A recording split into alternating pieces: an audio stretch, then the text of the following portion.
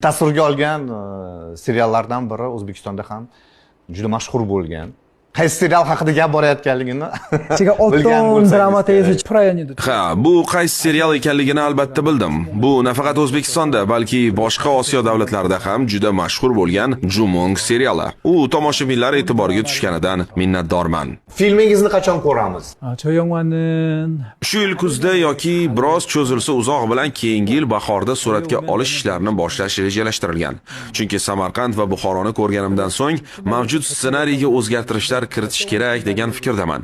Serial mazmuni haqida qisqacha gapiradigan bo'lsam, koreyalik mashhur yulduz charchoq sabab tushkunlikka tushadi va o'sha payt O'zbekiston bo'ylab sayohat qilayotgan akasining maslahati bilan jurnalistlardan qochib, u ham O'zbekistonga keladi. Bu yerda u Samarqand va Buxoro shaharlariga borib, qalbi xotirjamlikni his qiladi va ruhan o'zini qayta tiklaydi. Bu payt menejerlar ortidan yetib keladi va qiziq voqealar boshlanadi.